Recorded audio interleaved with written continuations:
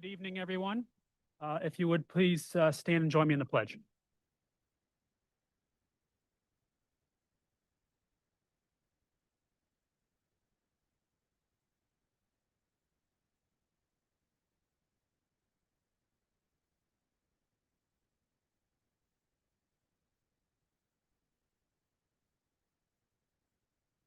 I'd like to have a moment of silence for the following individuals.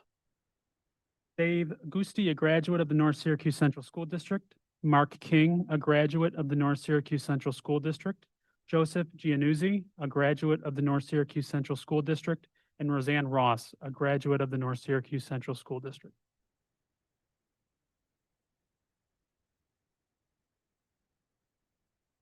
Thank you. Presentations this evening. The first one is School and EdPep Counselor Appreciation Day. So I'm going to read that proclamation. Throughout our school buildings, school and EdPep counselors have an impact on the district's students and families. They have accepted this exceptional responsibility with commitment, dedication, and love.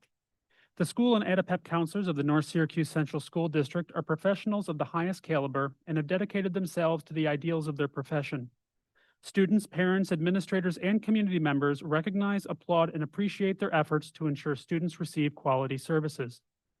To honor the school and EdPep counselors of the North Syracuse Central School District and their accomplishments, I'm Michael Marizio, President of the Board of Education of the North Syracuse Central School District. On behalf of the board, express our deepest gratitude and hereby declare February 6th, 2026 as School and EdPep Counselor Appreciation Day to be celebrated with appropriate educational activities. Up to that proclamation, Josh, second from Paul. All those in favor?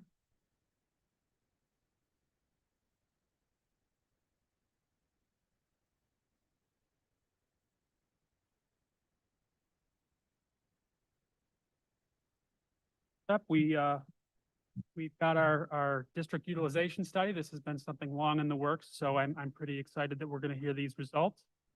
So I'd like to ask Deb and her team to come on up. Yes, I just want to say a few words before Deb gets started. First of all, I'm very excited that tonight our Board of Education is receiving the final utilization study report. This report represents many months of thoughtful work by the committee of diverse stakeholders. They have done an amazing job, and I want to publicly thank all of them. Their group was made up of students, parents, district staff, and community representatives. 3 educational consultants here with us tonight, Deb Ayers, Jen Hagethorn, and John Wisniewski led their group with building tours and discussions to examine enrollment trends, instructional programs, facility use, transportation, staffing, and financial considerations. Everything they did was to support long-range planning and long-term plan for the district. The report represents multiple options for consideration and does not recommend any immediate action. Again, I want to stress that no decisions are being made this evening. The report provides a shared foundation for our Board of Education and administration to move forward together. Doing so will ensure our facilities and resources are aligned with future educational demands and career readiness. I also want to let you know that community engagement will be an essential part of the next steps in this process. We are committed to providing opportunities for staff, families, community members to learn more and share feedback. We are also planning our first community forum this February, and we'll share those details soon. Again, thank you to our committee members for their amazing work, and thank you all for listening and having an interest this evening. So without further ado, Deb and your team.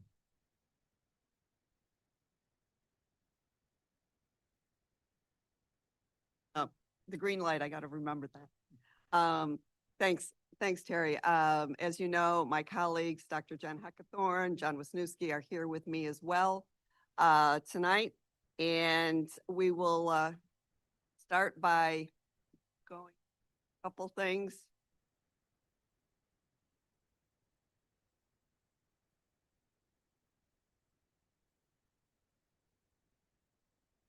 Here we go. Okay. Oh. So we started every meeting that we had with the committee with this critical question that was developed by the district. That was really our guiding thought throughout this. When we wandered astray, this helped us come back and reminded us all what we were there to accomplish.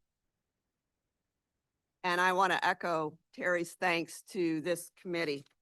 And just for those folks at home, we do have some committee members here this evening. So thank you all for having one more evening giving up for this process.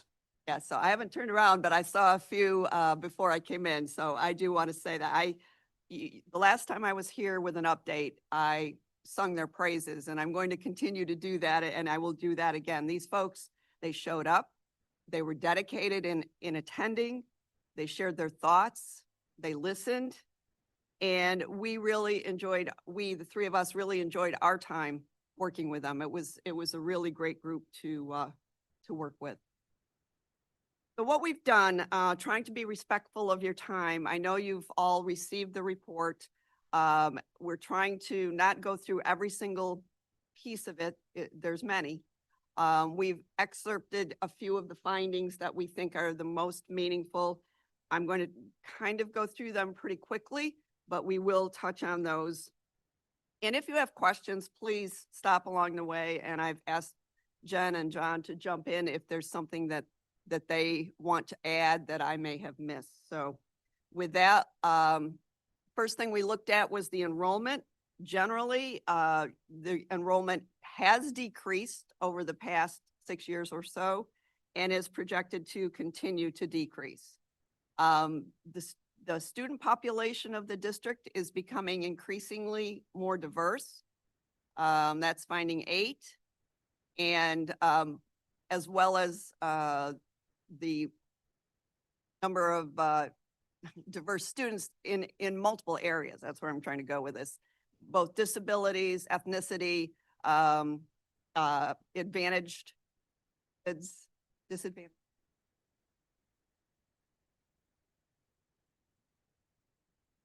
Okay, good. That's okay. No worries.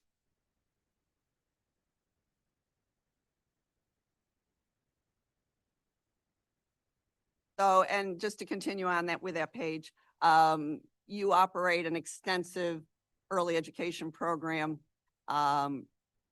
partnerships across many community-based organizations, and it really is an exceptional program that is highly regarded.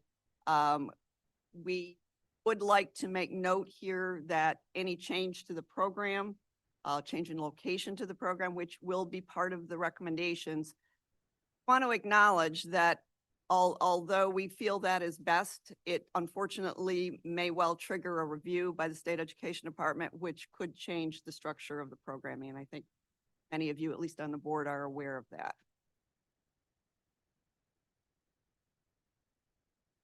The next couple of findings really revolve around the elementary grades.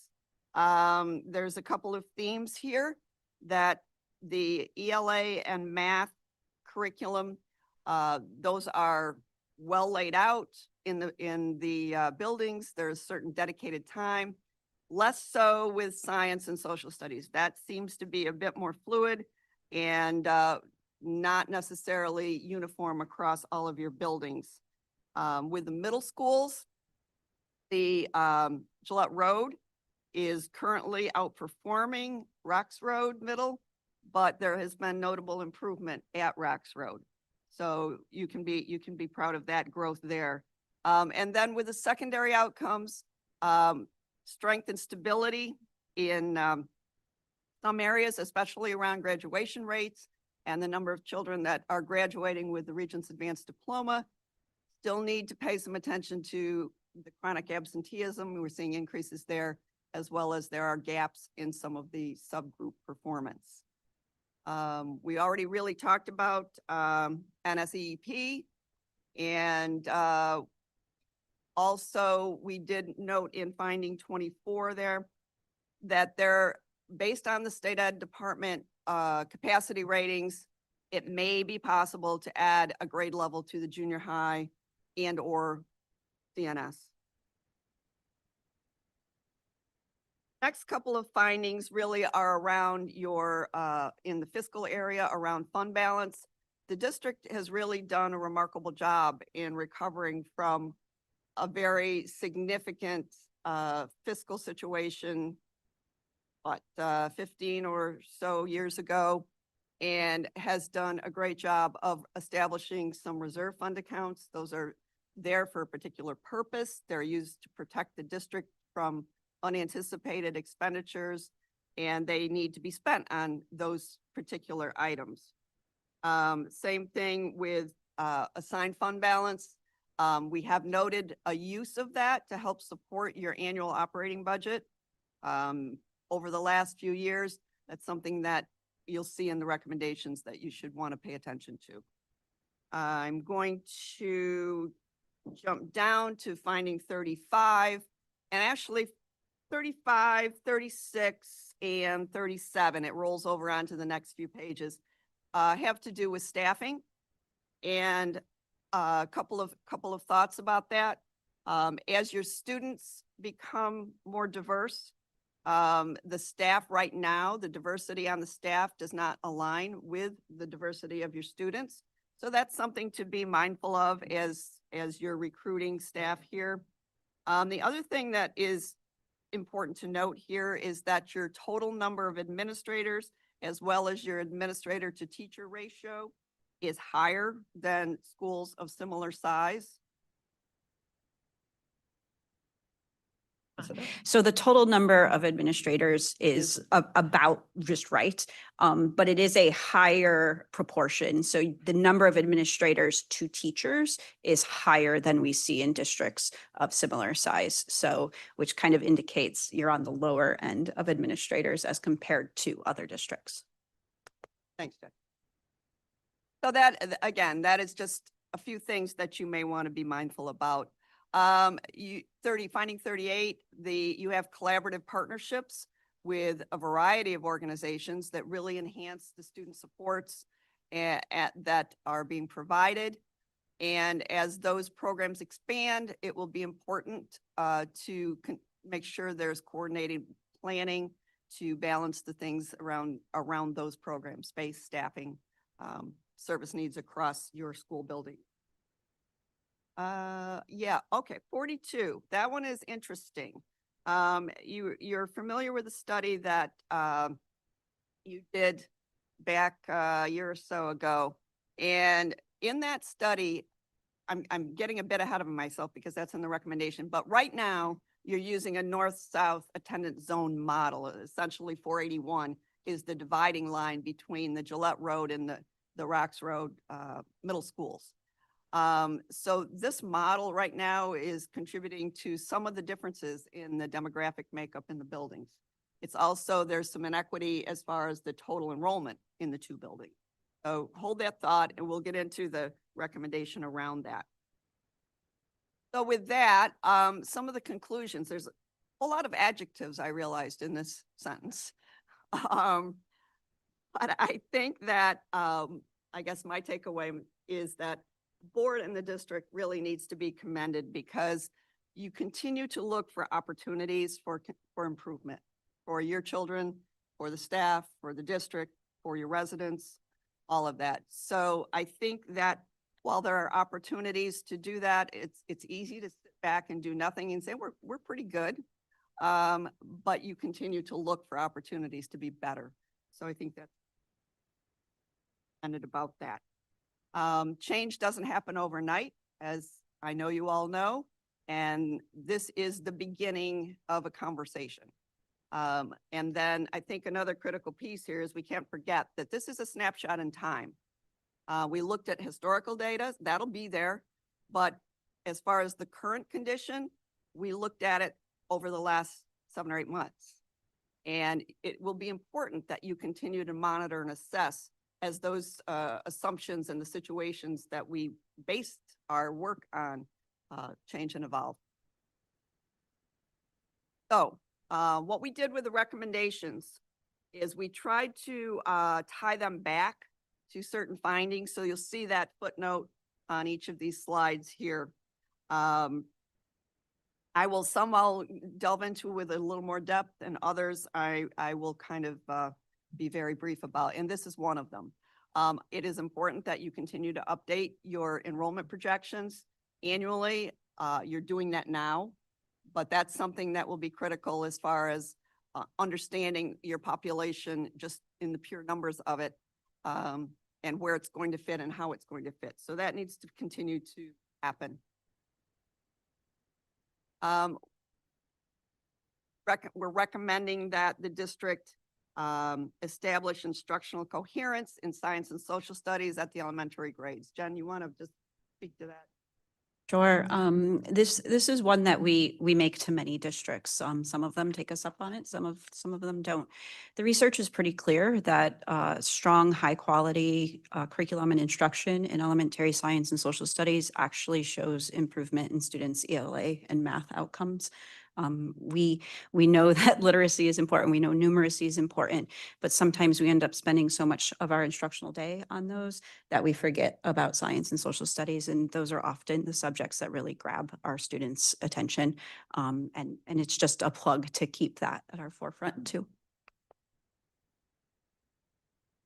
Next two recommendations really revolve around the NYU study that the district recently.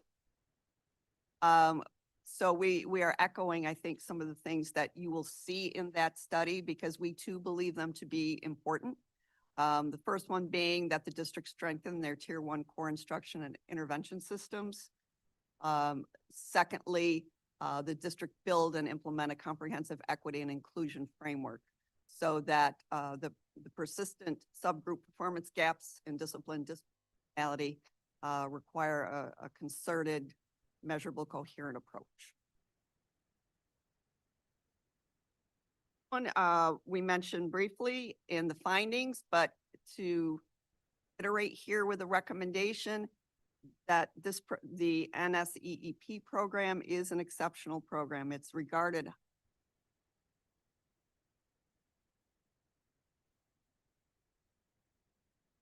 that continue to exist through strategic planning and advocacy.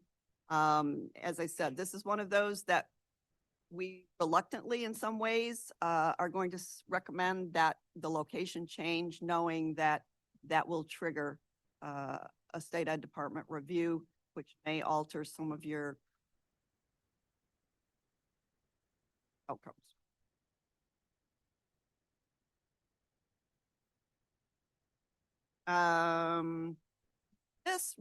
This is talking about instructional integrity and continuity and course alignment between the junior high school and the high school. This really revolves around a lot of the committee discussion around 9th grade.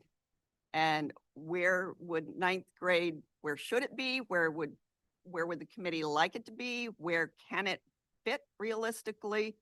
So really this is about making sure that regardless, I guess, of where it's placed, that there be that continuity and the integrity across programs so that there is a smooth flow from the junior high school through the high school. Done anything? When I mentioned earlier, I guess this is just a word of caution. And I will say to you, as I've said to a couple of districts this week, this is a trend that I'm seeing around the area as far as the using reserves and fund balance to help support the annual operating budget. It's really just a word of caution. Having come as far as you have as a district fiscally, you just really need to be careful and monitor that. It's not a endless pot of money there, that the monies that you use need to be replaced. And so we're seeing increasing challenges, as I said, around the region, really, of trying to find a way to balance the pressures on the expenditure sides with revenue streams that are not keeping pace what's happening on the expenditure side. Something it's really an awareness piece at this point. I think you've done a very good job of monitoring that going forward, and I'm sure you'll continue. A couple of words about staffing. Here, just a recommendation that you be mindful about recruitment and retention efforts around staff diversity as you're out at work. And then making sure that the district adjusts staffing patterns to align with the student needs and enrollment trends and configuration changes.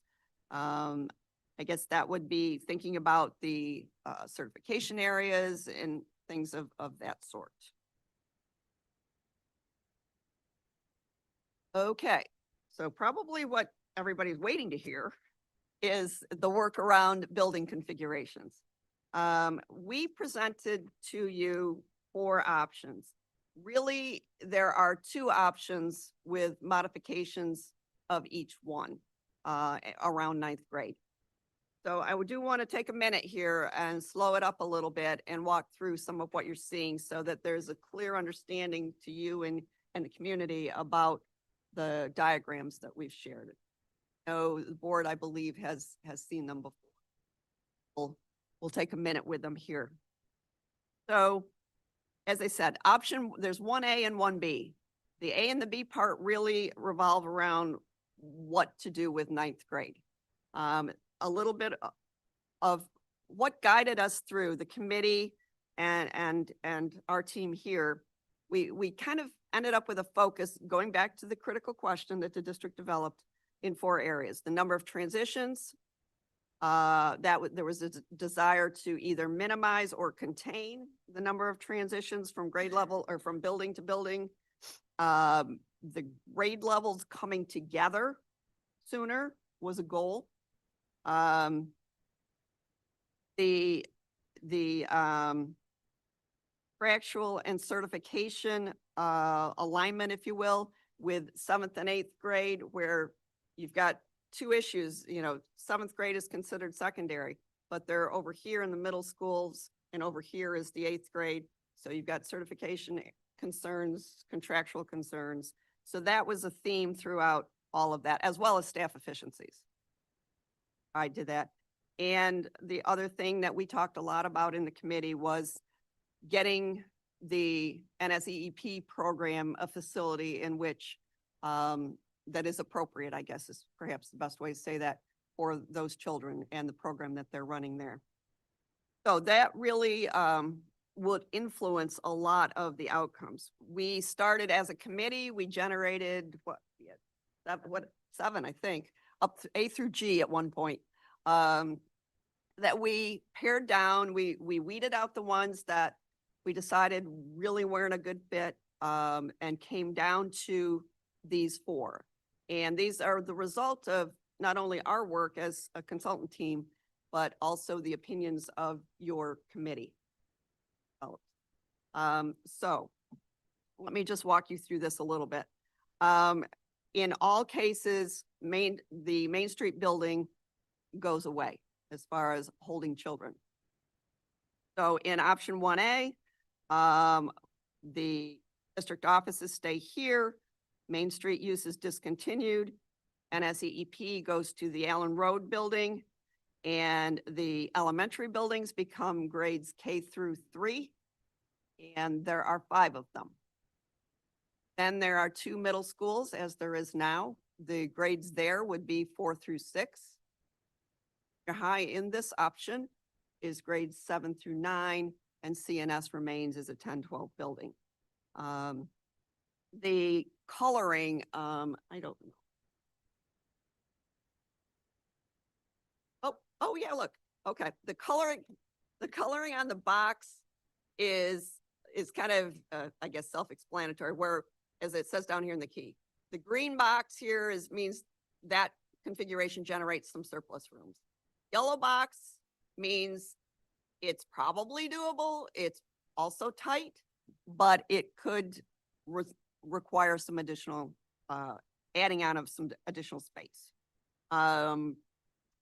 I think that sums up 1A. All right. So the model, I'm not going to talk about that again, but that structure of the diagram, it continues on the same. So what we've then put together, and let me apologize in advance, because as I prepared for tonight, I realized there were some errors, some duplication in these pros and cons. that I want to clean up, and I will get you a revised PowerPoint for your website. So I just want to make note of that, and we'll take care of that tomorrow. So what we tried to do is, and again, this is through the work of the committee. We brainstormed some ideas around these options. We developed pros and cons. There's no perfect solution. Really about figuring out which one is the best fit for your district. So you'll see over here some of the pros here. As you look at the two buildings, and I'm going to go through this one because they will follow through on some of the other ones. Only one of the buildings is junior high versus high school. Only one building is impacted. There are fewer elementary schools, which may result in some larger subgroup populations, which could have an impact on accountability status, potentially helps buildings refocus on disproportionality. It does not increase any building transitions, nor does it decrease them, but it doesn't increase them. One of the goals of bringing students together sooner occurs because they're now together in the junior high in 7th grade, as opposed to currently it's 8th grade. Additionally, the 4th grade begins its journey to get together in one building by being in the two middle schools in 4th grade, as opposed to the middle school beginning in 5th grade. Talked about the certification and contract issues with bringing 7th and 8th grade into the same building. And this one would require fairly modest modifications to your existing buildings. We're not making dramatic changes there. And I think it also probably minimizes the costs required to make these changes, and the implementation timeline to make it happen is relatively short because it's not terribly dissimilar from what you're currently doing. Cons here is the 9th graders are still separate from the high school. Some folks thought that 7th, 8th, and 9th together might not be the best from a maturity standpoint. 9th graders, again, it really all revolves around the 9th grade. The 9th grade is still separate from sports and other extracurriculars. We talked about space. This is one that the committee talked about, and you'll see this comment here about community concern about closing a building. Well, we're not really closing a building, so that's perhaps we should have a better word there. It's repurposing a building and that's really around Allen Road being used in a different way. That was a concern that several members of the committee raised. And then a wonder, I guess, really is, will the 8 extra classrooms that are generated by going K3 in 5 buildings, will that be enough given there may well be increasing services needed for? So with that, I'm not going to take quite as much time with the other options. So this is B. Everything, there's 2 differences here. One is that the 9th grade is up in the high school. It's just off the top of the screen, as you can imagine, it's right there. It's 9 through 12 now. And the other one is that it opens up an option here for the district offices they could stay in this current building, or there's the possibility of them moving over into the current junior high building next door. That's the only reason the yellow box is here on this one. Should the DO stay here and not move, then this is green. Not need any modification or any concern there at all. So that's the structure there, really, those 2 differences. And pros and cons, as you might expect, are similar. Couple of them really on the pro side revolve around those 9th grade moving to the high school. It would help alleviate some of what we began to refer to in the committee as the stuckness and the redundancies moving from 9th to 10th grade, where you've got 9th grade currently in the junior high and 10th grade over in the high school. And then they do one thing here, and then do they need to do it again once they get over to the high school? Some of those conversations. It would take most, and fully understanding that there are 7th graders, 8th graders that make qualify to play at a varsity level, but for the most part, your ninth graders would all be in, from an athletic perspective or a co-curricular perspective.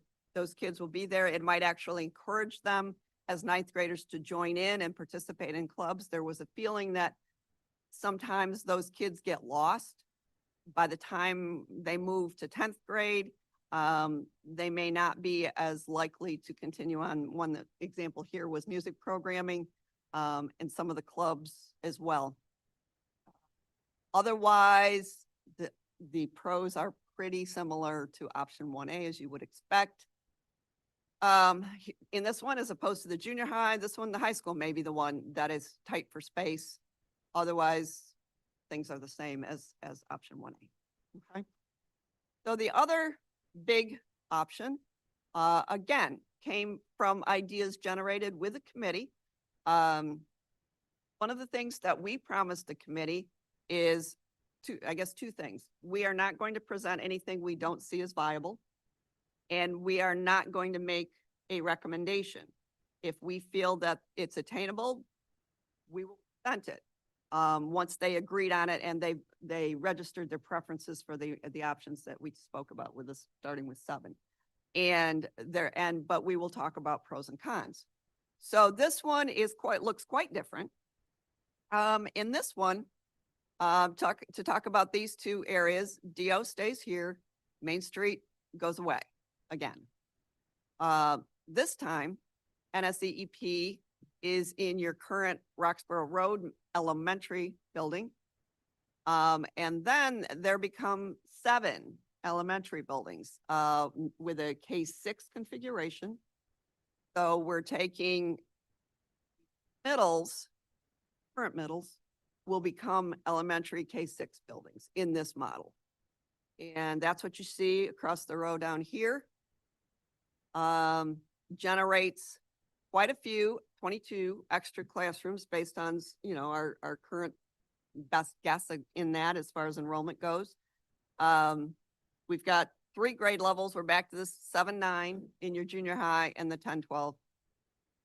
10-12 stays the same at CNS. And this one is a little more difficult to attain. And the pro is, again, 7th grade coming together sooner. There is no middle schools, so they go from the elementary and then they're all in it together. They go together at the same time, all in one building. Does free up some extra space, more than the other option in the elementary, if that's a desire. And it certainly reduces the number of building transitions. Moving over to the con side, it would require pretty significant renovations to your both middle school buildings, because you've got to make them accommodate the younger elementary students particularly. Costs for that obviously are more significant than for option 1. But if the programming piece of that is of greater concern, then it's viable, it's doable. But we recommend it knowing that it will undoubtedly cost more. Talked about the space at the junior high. That's going to be there anytime there's 3 grade levels in the junior high. There's going to be the comment about space being tight. Let's see. A couple other things. These are repeats from the first one. This one, I don't think we can minimize this one at all. This would require pretty significant, very significant modifications to the transportation routing and scheduling that you currently do. One would shake that up and turn it upside down, undoubtedly. Not that they can't do it. So to quote the transportation supervisor, you tell us what you want us to do and we'll figure it out. And that's been the approach pretty much with everyone here. So it's been a pleasure to work with folks like that. And then lastly, as far as the options 2B, same thing as with option 1B. The 9th grade is up in the high school now. Potential option, at least availability of space in the junior high building, should the DO want to move over there. And you've got your 7 elementaries here. NSCEP still at Rocks Road as it was in 2A. So here's the pros and cons with that one. Same comments around the ninth grade, the advantages of ninth grade being in the high school. Same comments as far as the additional cost, the extended timeline, I guess we'll call it, for implementation of something like that, just because the change is much more dramatic than the option one is. So, a couple of more recommendations that follow that. Catch myself up here.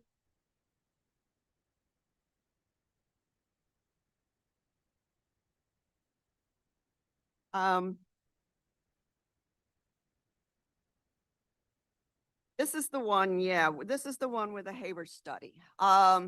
This one is very intriguing. We didn't spend a lot of time in the committee delving into this one, but we talked a little bit about this Haber study in the committee because you'd already had that work done. And this one could really have some very beneficial outcome that we would encourage the district to consider, which is changing your middle school, presuming if you go with a middle school option. If you don't have a middle school option, then it doesn't matter. But if you stick with a middle school option, take a hard look at that north-south 481 dividing line versus the 81 east-west dividing line. And if you look at that, the Haber study, you'll see that not only does it soften the differences demographically, it also comes closer to equalizing enrollment in the two buildings. So I think that's something that has some potential if that's of interest to the district. Wanted to make sure that we too recommended that, as did Russ Haber and their work. And then, yeah, ninth grade. That is a question. I think there was pretty strong committee sentiment that in a perfect world, they would like to see ninth grade in the high school, being very mindful of the challenges around that as far as space, primarily of space. But what we're saying here is that continue to monitor that. Maybe that's not something that happens day one if you choose to implement these options. Maybe that's phase two. It's something that you know is there, that you know can be implemented, and but be mindful of it and continue to monitor and aware of what's going on there. Well, I do feel like it's on some of these I rushed a little bit. This is one of the slides I don't want to rush on. And I do want to thank the board, first of all, for the opportunity to do the work with this group. The committee was a wonderful committee, and we really honestly enjoyed coming to every one of those meetings that we had with them. And I also want to thank the rest of the people on that list, because they gave us timely and meaningful input. We asked for information, we had it. It was right, and I can promise you that's not always the case when we ask for information from school districts. They gave us thoughtful, meaningful feedback when we were discussing things. We would bring something back that the committee asked for, and it was extremely, extremely helpful and valuable. So thank you to those folks who are sitting right here. On the right-hand side of that slide, huge thank you to Matt Irwin. He was at every single one of those meetings along with us, just there to be a resource. And again, the input that Matt provided was extremely valuable to us. The building principals, they're there along with the staff where the rubber hits the road in these buildings. And when we had questions, I'll give you an example of one. John and I were slogging our way through trying to figure out how the rooms were being used. And we found ourselves spinning our wheels, trying to identify how each specific room was used and how it, what are the implications of that. And we finally said, we really just need to talk to the principal for a minute, because they're really the ones that understand what's happening day to day in that building. I reached out to the principal and said, can you give us a half an hour someday? You tell us, we'll be there. And she said, how about 1 o'clock this afternoon? We were there. And that is the kind of assistance that your team gave to us. So we really appreciated it.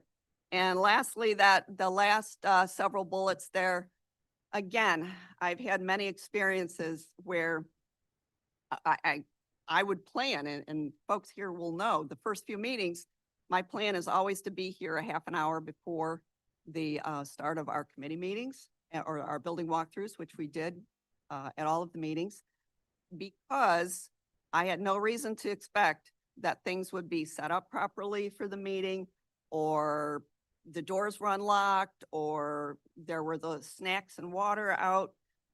Every single time, there were no issues here. And it was, do you have everything you need? Do you need us to move anything? We're happy to do all of that.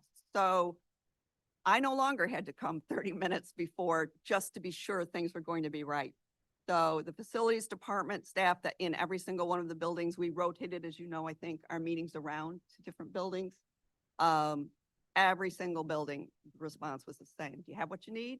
We can move stuff. We'll bring out a couple extra tables.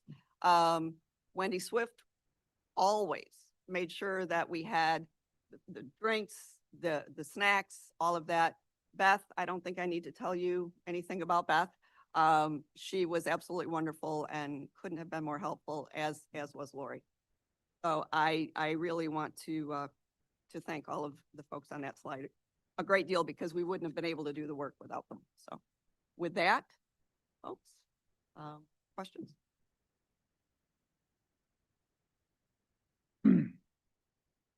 I think I've heard these stats before, but what's the capacity of the high school? Yes, right now, because no rooms have been repurposed over the last probably. Yeah, I did not bring, and see, I knew I'd regret that. I did not print 23. out the detail, Paul, of that. I can get it to you. I don't have the numbers. Well, I with guess me. my real concern is how tight is 9 through 12? 9 through 12 is tight. Yeah, no, Because go. of repurposed rooms over the last 20 I'm years, sorry, or I is missed the beginning. it because of repurposed rooms over the last It's 20 a years? And combination just thing. I combination, think, yeah. so. And Kristen was the one that John and I went in and talked to, because we said, we can't figure this out on our own. And I think, and so jump in if I'm up, but I think there's a combination of things going on. There's some additional electives that have expanded the use of the rooms. There's certainly all of the student support services that have been added since COVID and beyond that. What else?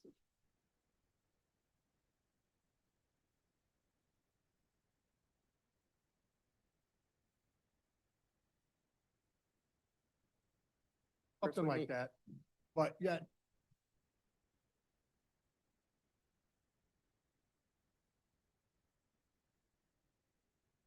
Yeah, well, yeah. And keep in mind that as the diversity of the student population increases, and by that, I'm talking about more English language learners, more students with disabilities, that's just naturally going to require the use of more classrooms. So it's kind of like proportional, right? As needs go up, we kind of see less available space. So even though the enrollment has dropped, some of it is always going to be some creep, right? Teachers like their stuff, they like to spread out. But we really don't think that's the case here. It's really about the additional services and needs of the students. Looking at our K-12 numbers, and I think we only have two grade levels that are over 600. But you know, Something like that. As I said, I didn't bring. the variable detail. out there is brought up Micron, and we're looking at a project that could be possibly 10 years and a Micron that could open up in 10 years. That concerns me a little, but I have my favorites, so you can let me, I'll let you know whenever you want to know, let me know. And did you talked a lot about snacks. Where are they? Thank you. Great people, Paul. That's all I can tell you. I don't know. Yes, thank you.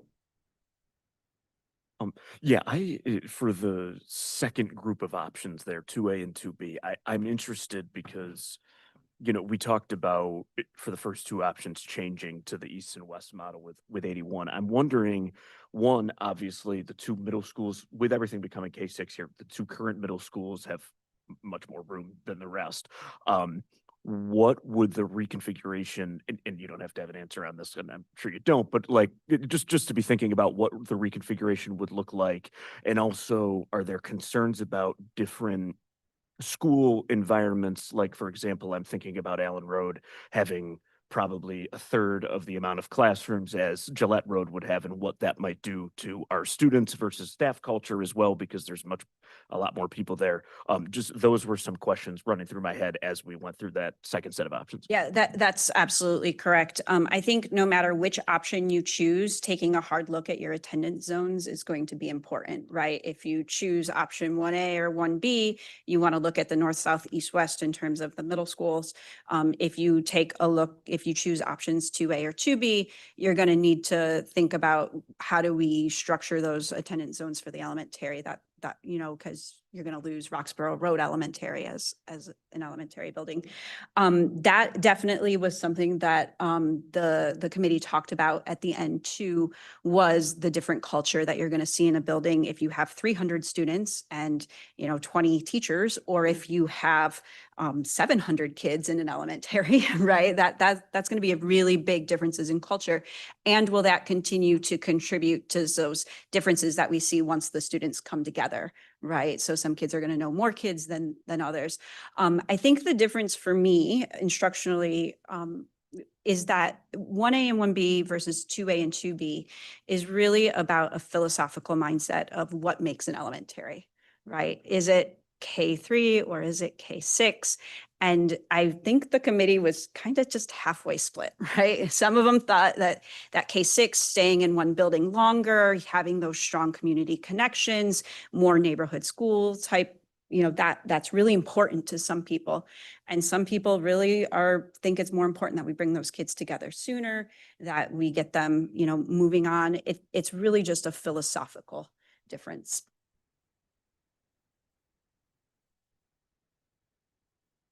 So my first life here, we had K5, 6, 8, and 9, 12.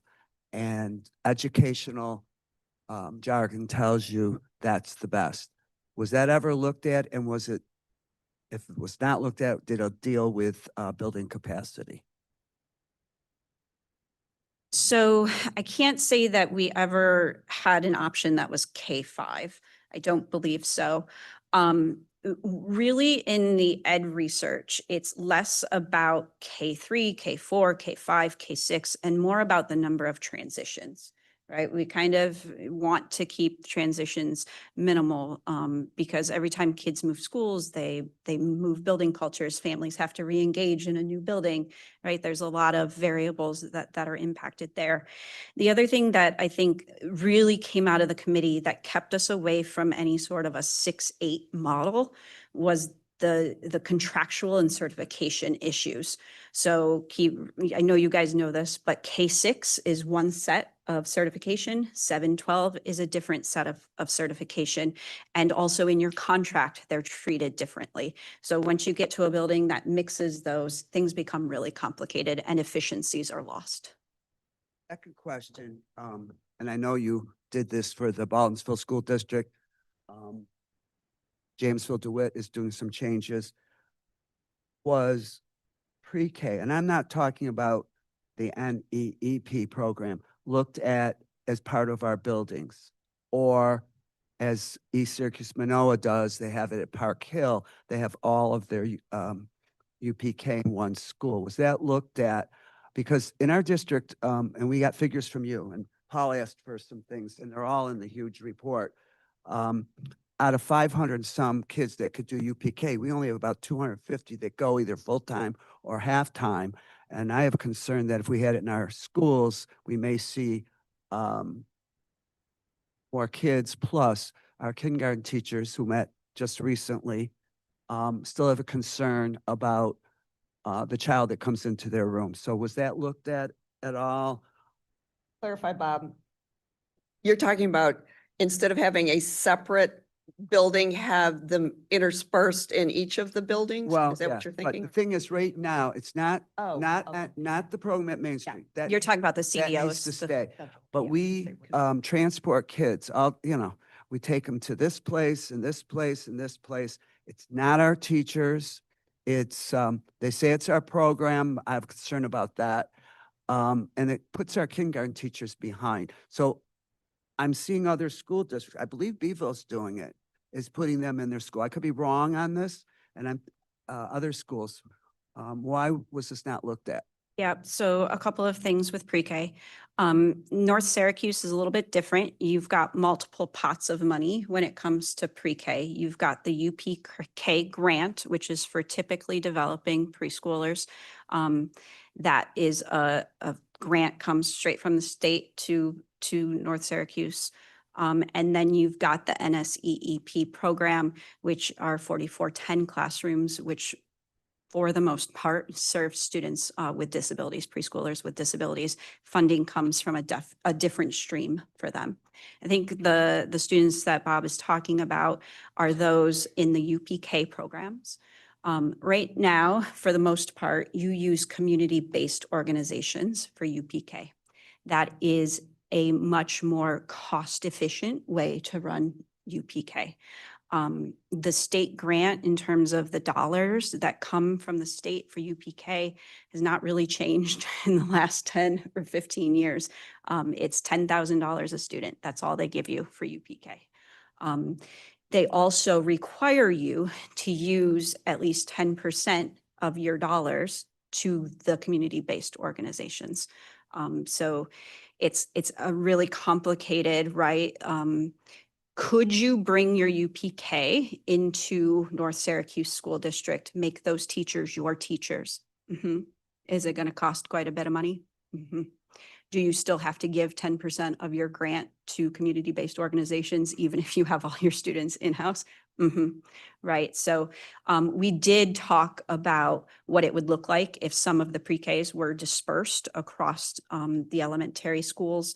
But in terms of really looking at like financially what the impact would be to bring them all in-house, we didn't go down that route.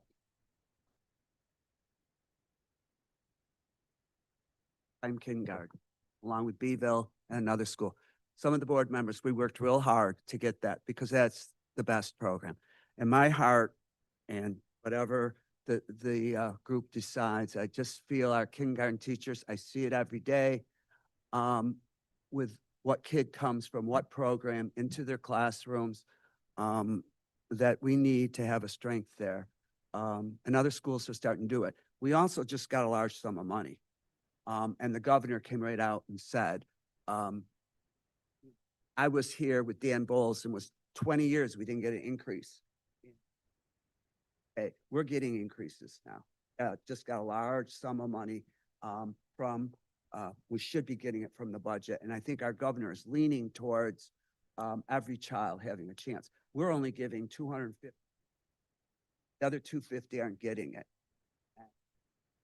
It puts our educational program behind. Oh, Even elementary teachers that. I hear you totally. The other thing I will say is that as a district, you do have a lot of ability to put some teeth into your UPK community-based organizations, right? So you can work with them if you have the political inclination to say, we need you using this curriculum. We're going to be monitoring, we're going to be doing more observations, right? That's going to require some staffing and time and, a lot of work to do. But you do have a little bit of leeway there to help them make their programs better because they're not certified teachers. They do a great job for what they do, but obviously, hopefully that if those students were in certified teachers' classrooms, they would be having better experiences.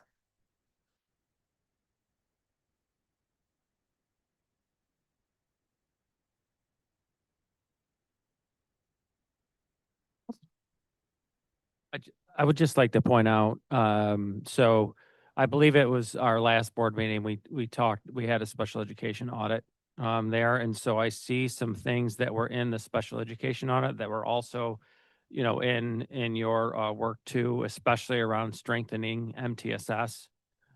in tier 1 instruction and interventions for tier 2 and tier 3 kids. So I just want to point out to, everyone in this room and people that are listening out there that that is something that we're really going to take a good hard look at strengthening our MTSS program for our kiddos. So just thought I'd point that out. Thank you very much. Thank all of you. Everyone who's here from the committee, thank you very much for all your time.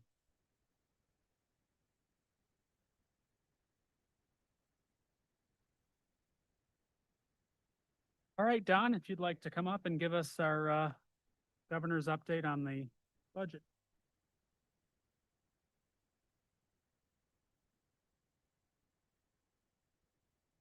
Evening. I have a very brief presentation. I want to emphasize two words: brief and preliminary. This is early information, so it's a work in process, but it's the best information we know of at this time. Well, Jill brings that up.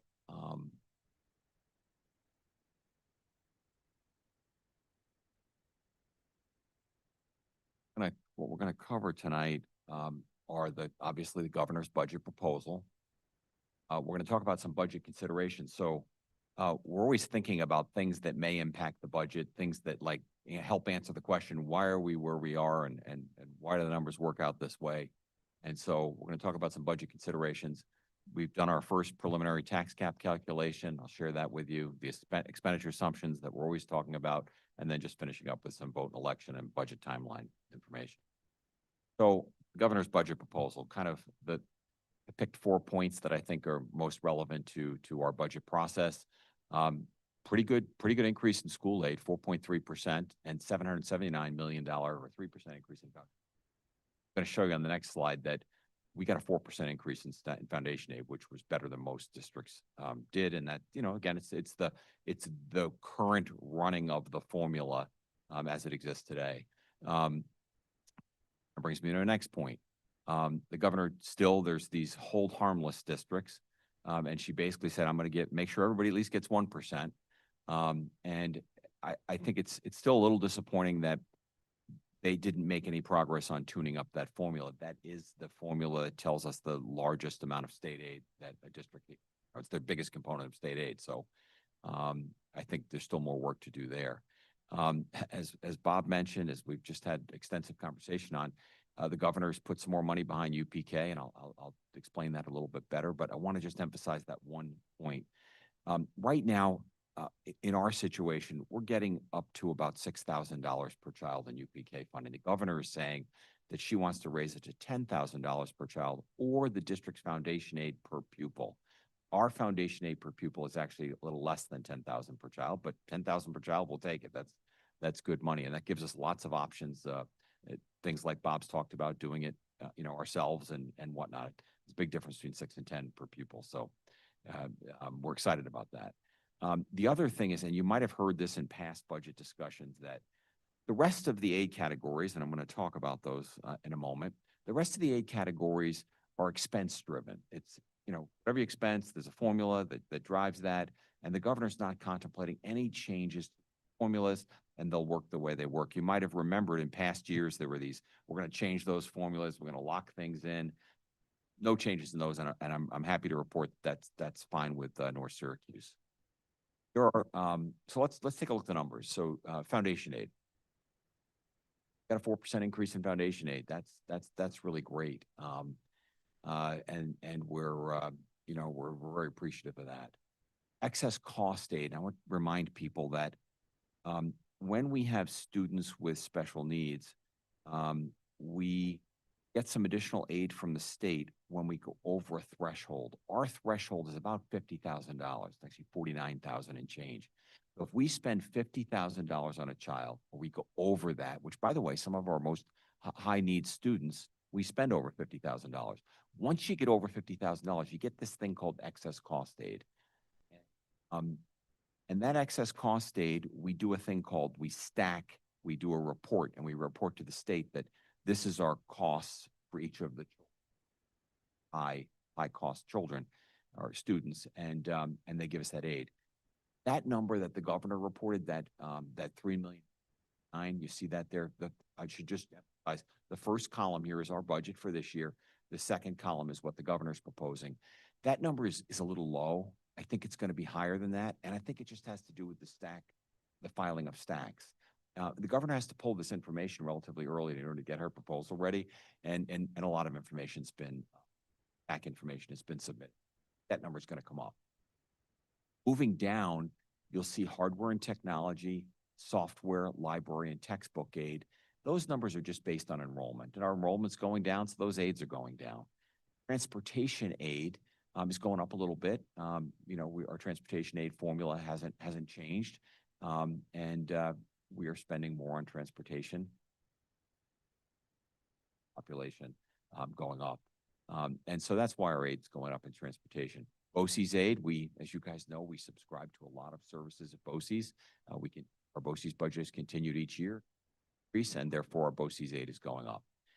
I like, if just to pause here for a minute, that total without building aid, that green line, that's really, when we think about funding the school's operations, that's the total aid that funds our school operations. And at this point, it looks like it's going up about 2.8%.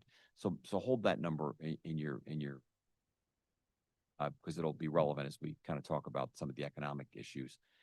On the building aid side, the number that's in here is not the governor's number. That 7,419,000 number that we get from our fiscal advisors, working with them. We know what projects we've submitted final cost reports and which ones are going to get building aid and whatnot. And so we've done a detailed analysis of building aid. Her number was 3 million, or quite a bit less. So we wanted to make sure we didn't mislead people as to what that number is going to be. So we put the actual number. That number might shift a little bit, but that's a much better number than was in the governor's report.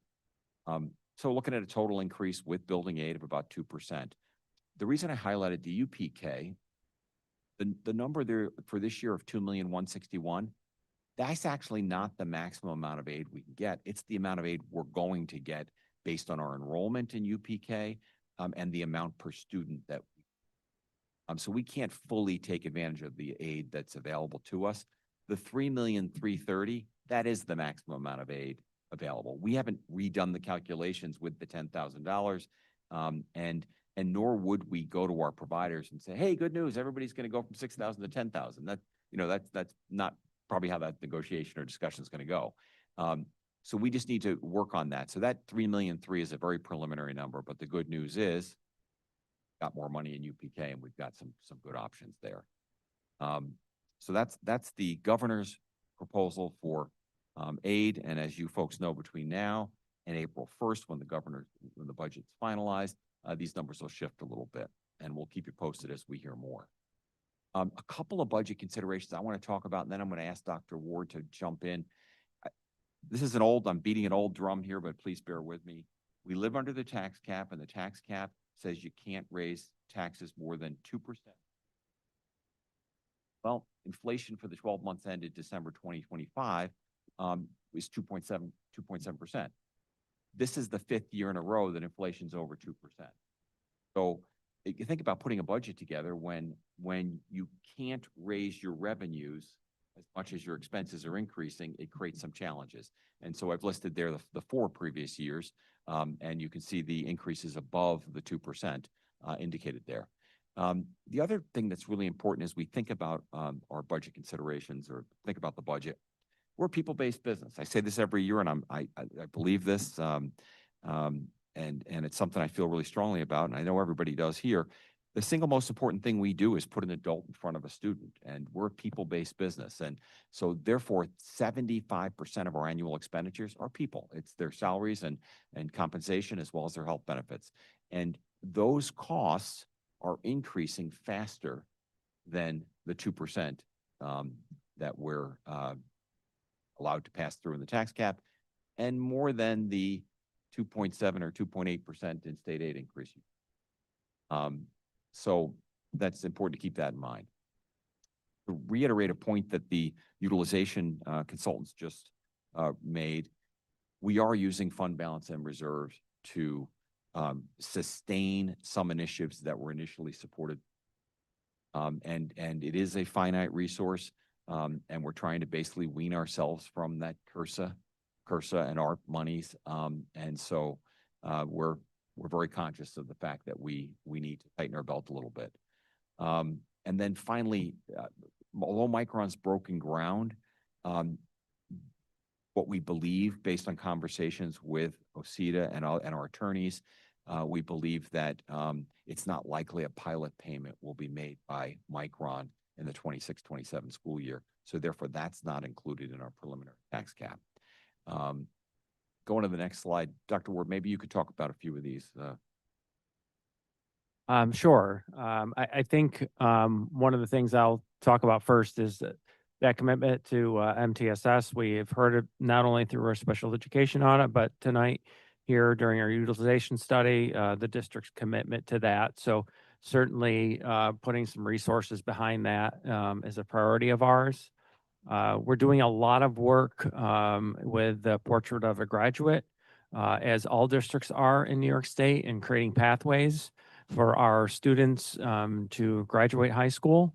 And so there's some considerations as far as what our pathways will look like and what we're offering students. The district's strategic plan, we're still going to be working on those social emotional competencies of students. Our commitment to ELA is also part of that, and our graduation rate. Keeping that, you heard tonight through the utilization study, I don't know if you caught that, but Deb talked about how that's a real bright spot for our district, and we want to make sure that we keep that bright spot in our district. And obviously those pieces, the utilization study this evening. I know we have some choices to make as a school district, and certainly our choices will impact things from years to come. So with that option 1A and option 2A and 1B and 2B, what I would encourage the board and our administrative team is we do want to make a concerted effort to make a choice relatively soon, simply because it's going to be impacting budget, and it could be impacting our budget for next school year. So as we put this budget together, so we had the options laid out for us tonight. So we'll be, working together to make sure that we come with the option to move forward. And then obviously with our special education audit, there were recommendations that were part of that in our last board meeting. And certainly we're already starting to make some of those changes this year in order to get prepared for next year. So that's that one piece. And then some of the exciting stuff of good news around our district, because is the aquatic center opening up next year. That's something that we can't wait to open. We have Lakeshore opening next year. So there's lots of positive momentum, in our district, in our buildings, and just really good things for kids. So we're really happy with some of those things coming up. Thank you, Dr. Ward. Another budget consideration is something that, I know the board is aware of. I know it's something that we talk about regularly, but it's just really important to not forget that the North Syracuse Central School District has the lowest tax on true value of the larger districts in central New York. And, the genesis of this really is, if you think about it, that in 2012, that was the first year we had to do our tax cap calculation. So prior to that date, some school districts increased taxes more than others. And so maybe they had developed their tax base more than the North Syracuse Central School District did. And once the tax cap went into place, it's very difficult for schools to increase taxes. So we're kind of locked in this position as, trailing the pack in terms of our tax rate on true value. It makes it a very attractive community to build a house and to live in. But the differential versus other districts is really significant. And I know you might say, Don, come on, one's $18.61 versus $18.48. If we had that tax on true, we'd have another $750,000. If we had the tax on true of District number one there, we'd have $17.5 million more. I'm not recommending that we go above the tax cap and raise our taxes, but just to know that that's something that history developed for us, and we have to struggle with that every year when we put our budget together. The other one is, and I mentioned my disappointment in the development of the foundation aid formula, despite being happy with the 4% increase.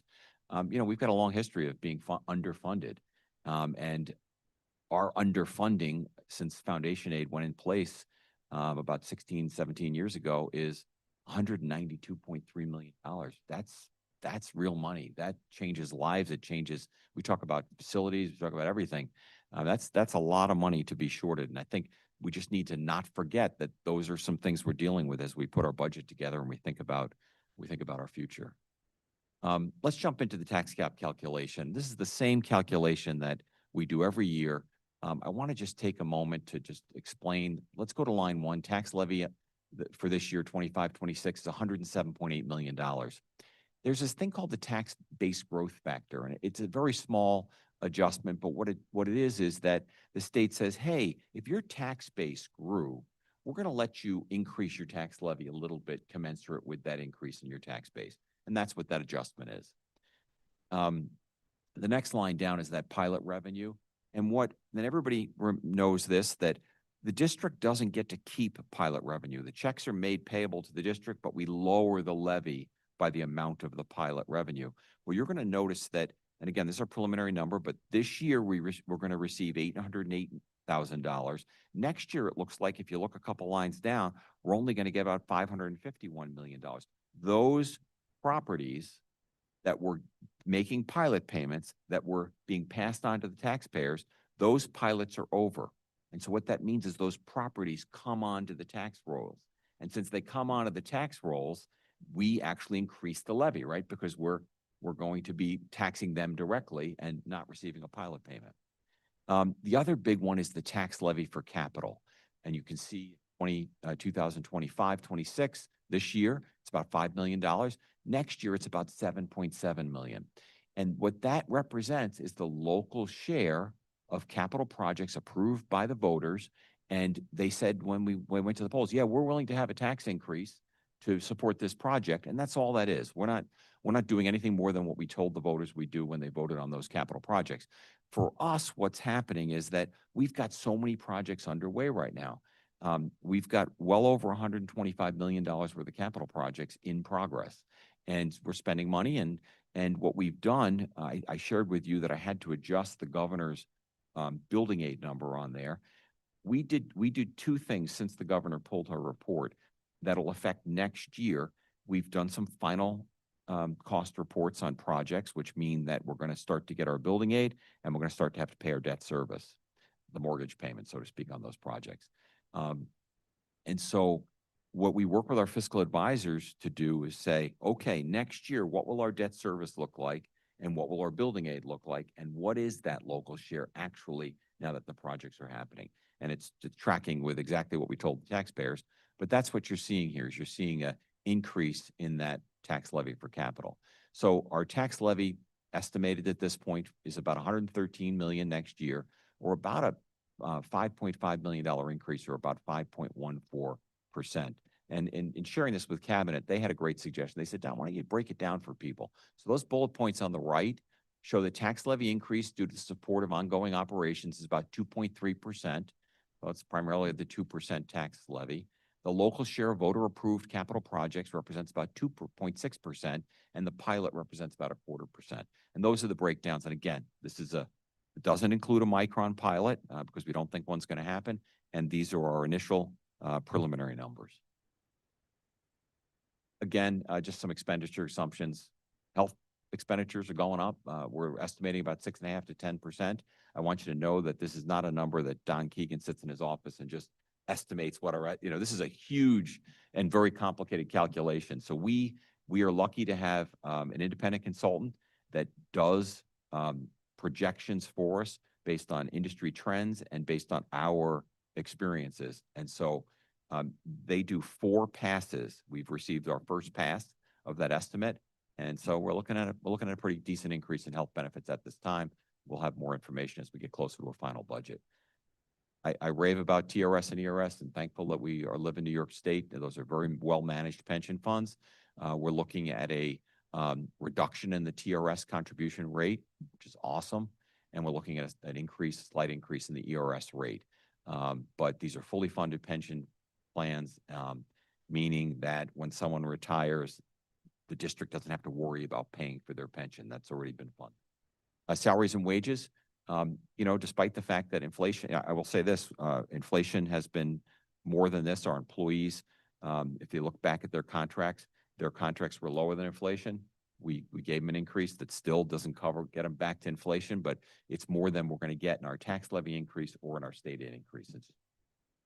Energy costs, we have had we're spending a lot on energy. It's been a cold winter. And so we lock in our energy rates, but we estimate our usage. We're using more energy this year than we planned on. And next year's budget is going to be based on the rates that we locked in with the New York State Municipal Energy Consortium. That agreement went in place May of 24, and it's a 3-year deal. That'll take us through the 26-27 school year. Some basic vote info. It's all the same information, polling places. We're happy that we finally have the elections being done at the stadium, and our M&O team has done an amazing job equipping that with heat and acceptable voting location. So it'll be here and at the stadium. Jill will obviously work with folks to get people registered, to find out if they're registered, and people can contact her anytime. And we'll be doing registrations right up to May 14th, right before the vote.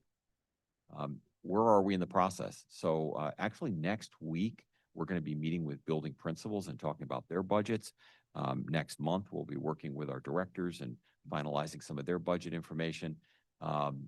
We are working toward the February 23rd Board of Education meeting where we can give you a more detailed initial budget fleshed out to kind of tell you what our initial budget proposal is going to be. We'll continue to update the board up through the 20th of April when the proposed budget needs to be adopted by the board, the BOCES election and budget vote information as well. And we're going to do a budget presentations to the community late April, early May, with a budget hearing on the 12th of May and a budget vote on the 19th. Questions or comments on this information?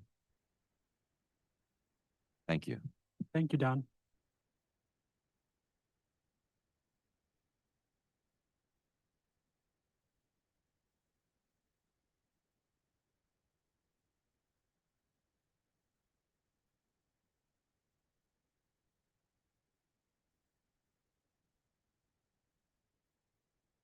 I have no comments from the audience this evening, but as always, we welcome Board of Education Committee reports. Mr. Thorne.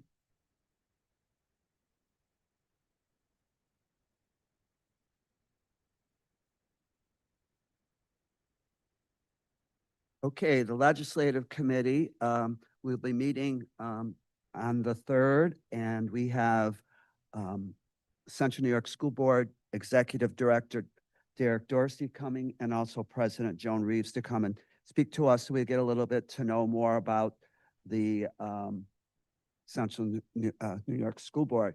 One of our members, Drew Matiasik, talked about maybe us working with more and more with the county. So tonight I would like to introduce in the audience, Dave, would you stand up? David Capria is a councilman from the town of Clay, and he will be joining our organization, legislative committee.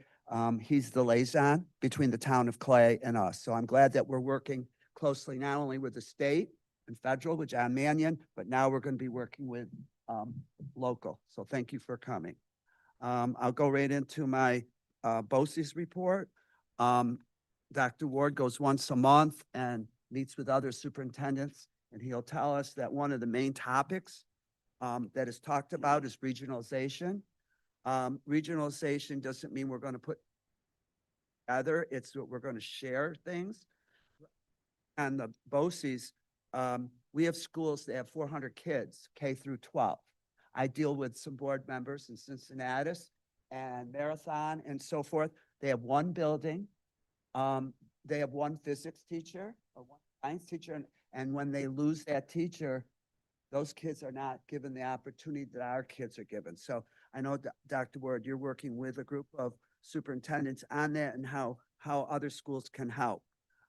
Like North Syracuse, Dr. Cook and his group have worked on a strategic plan. It's not finalized. I'm going to make sure each of you get a copy. It's only one page.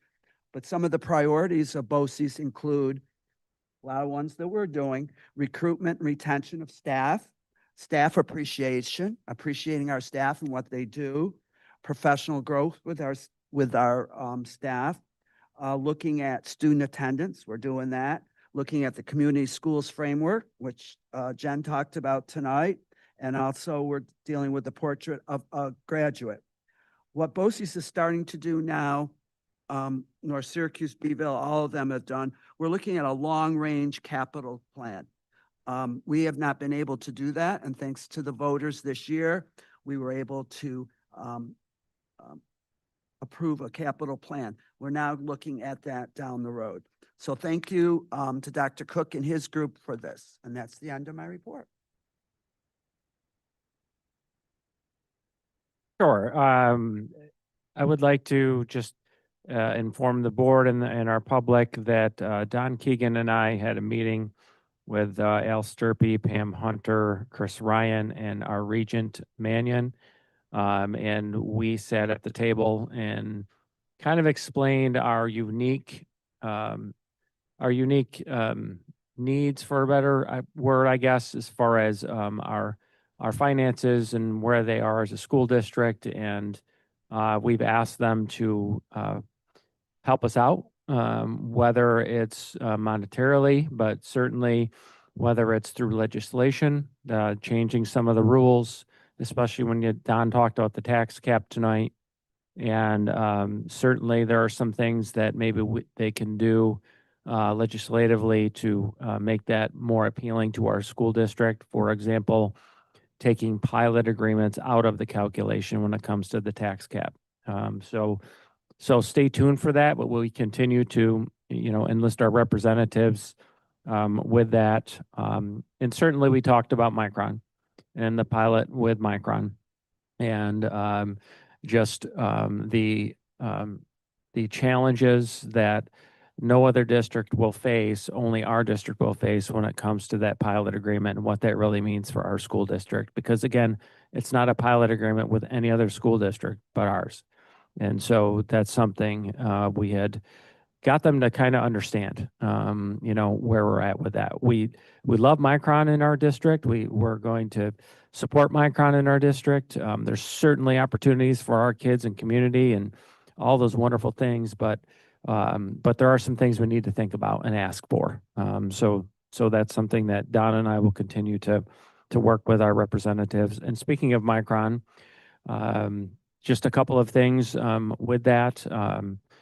I was able to attend, along with Jason Clark and Nick Scholes, attend the Micron groundbreaking event at Syracuse University.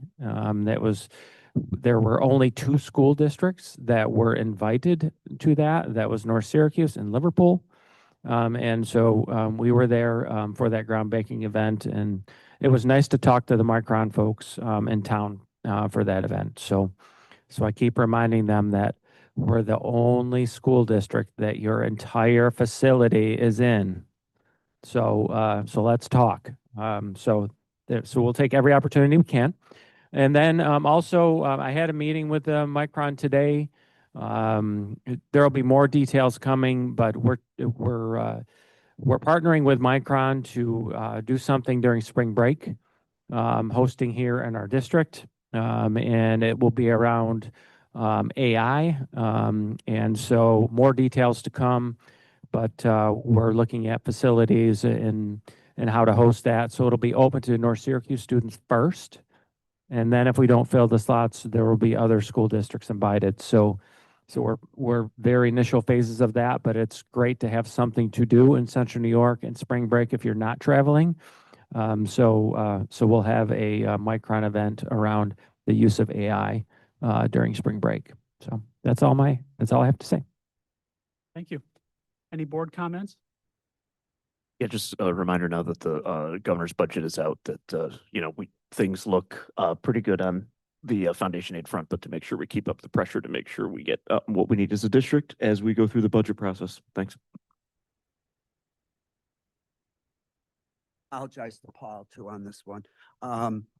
In my legislative report, the virtual Capitol Conference is coming up a week from Friday. I've talked about it a million times, and thank you to Paul, whoever goes out. But Paul goes to Albany the week after, and I personally appreciate it because he meets with our legislators and takes the information that Don and Terry give. So thank you for doing that. It means a lot to me, and I'm sure it means. Hiring tonight has been a faithful secretary to Mr. Keegan, but I've known her for a while because I had one of her sons in my classroom. She's just a wonderful person, and I wish her, I know Mike's going to wish her the best of luck, but Don, she's always supportive, and she's always there no matter what. So I didn't talk about this before, but David Gusty, who passed away, was a professional baseball player. And he graduated right in this place, North Syracuse. And, we have a lot of people out there that are in sports that started themselves here. And we should be really excited about that.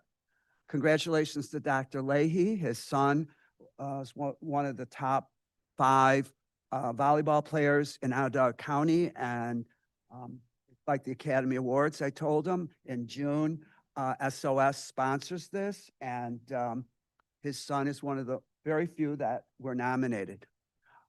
Board member Cheryl McDonald, she has a daughter that is infamous on the track, and I can't tell you all the areas she's in, but they came in first yesterday of all the schools. I love to say that to Dr. Barodi. Beat every other school. Our boys came in, I believe, 5th or 6th, but the girls are amazing. And Cheryl McDonald's daughter is. My last thing is this. Thank you. That's why you're on our committee. And the last thing is the swimming team. Mark's daughter is coach of the boys diving, and we have 2 of the outstanding divers in Central New York. And I hate to say this to Bridget because she's going to talk next, but the boys are undefeated in swimming. And I don't know who it is, you would know because you were there. The boy that broke his own record this year. He keeps breaking it. Who is that? Anthony Aloy. He's a 8th grader this year. Broke the school record, and then he broke it again the other night. And that's it. A lot of celebrations in North Syracuse.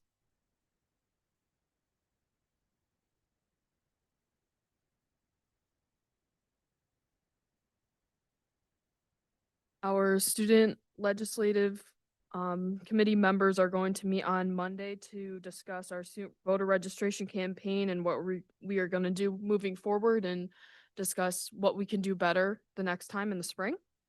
Our CNS principals cabinet is going to host our event, Hoops for Hope, through Griffin's Guardians. A little bit about Griffin. He passed away from cancer, but he would have been a senior this year at CNS. He attended Cicero Elementary, and Griffin's is a childhood cancer foundation, and they hold a lot of other events like the soccer shootouts. They do an annual golf tournament, a hockey tournament. So it's really great that we are supporting this organization and so closely. And it's going to be Tuesday, February 3rd. We're selling raffle baskets, and thank you guys for contributing our gift card raffle basket, but it's gonna be through both the girls basketball game and the boys basketball game. And they're also doing I believe that the Optimus basketball is doing their boys shootout during halftime as well. So it's going to be a really good night.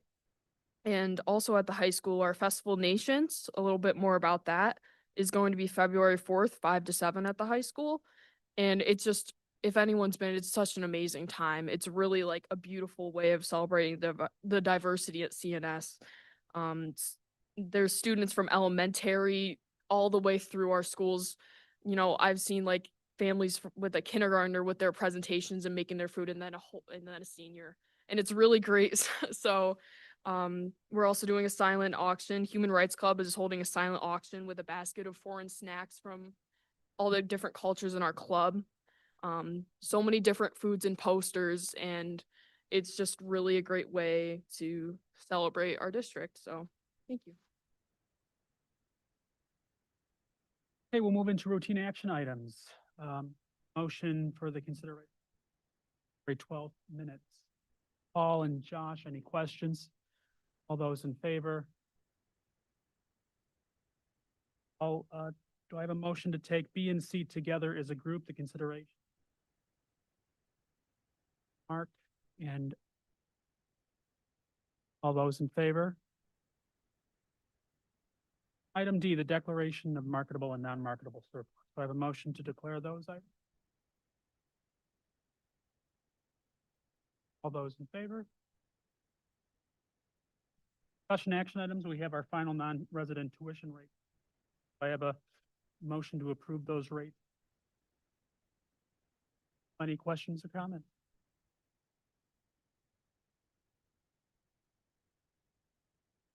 And before we move into personnel, I just have a couple. Bob mentioned Pam Mertens, a school secretary 2, is retiring with 26.1 years of service. Ralph Walker, an automotive mechanic, is retiring with 35.2 years of service. And Kimberly Kraus, a teaching assistant, is retiring with 23 years of service. So as always, we wish all of them a long, happy, and healthy retirement. Thank them for their commitment and dedication to our students and our community. Need an executive session before we take personnel items?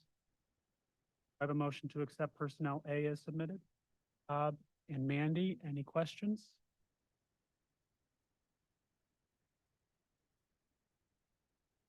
Support staff. Support staff B, do I have a motion to approve that as submitted? Any questions or comments?